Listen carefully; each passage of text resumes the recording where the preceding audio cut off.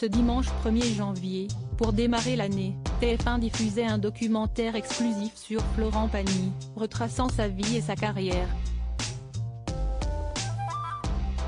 Face aux caméras, Azucena Camano, l'épouse du chanteur, a expliqué la raison pour laquelle elle n'avait pas du tout été emballée lorsqu'elle l'a rencontré pour la première fois.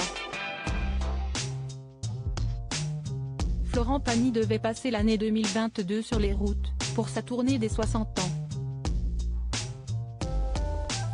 Le chanteur sera finalement resté près des siens, lui qui s'est battu contre un cancer du poumon qui l'a contraint à annuler ses engagements professionnels. Entouré de son épouse Azucena Camano et de leurs 2 enfants Inka et Ael, Florent Pagny a affronté la maladie, avec la détermination que ses proches lui connaissent. Cette force de caractère à toutes épreuves, l'entourage de Florent Pagny l'a longuement évoqué dans le documentaire Un homme libre, diffusé sur TF1 ce dimanche 1er janvier.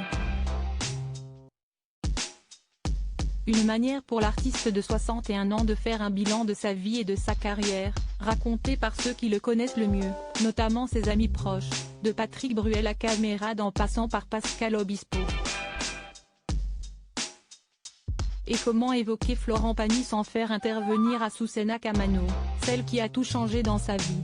La rencontre qui a bouleversé la vie de Florent Pagny présente dans le documentaire, l'épouse du chanteur est revenue sur leur rencontre en 1992, lors d'un dîner. À une soirée, Florent débarque.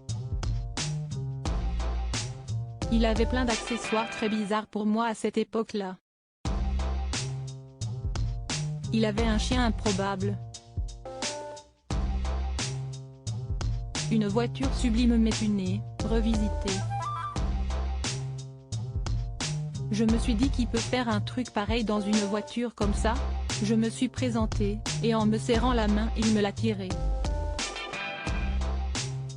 Je me suis dit si est-ce qui celui-là qui me tire la main. Il avait tout faux, a-t-elle expliqué en riant. Si elle n'a pas immédiatement succombé au charme de Florent Pagny, le chanteur, lui, a tout fait pour tirer son épingle du jeu pour séduire sa future épouse. Non sans difficulté, il me draguait, mais je ne savais pas que c'était de la drague, je trouvais que c'était un peu agressif. Il avait toujours des blagues bizarres, des mots agressifs.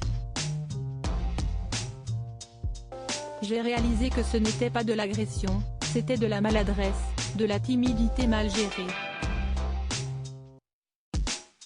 Les pieds dans le plat, tout le temps, a-t-elle ajouté. La suite, tout le monde la connaît.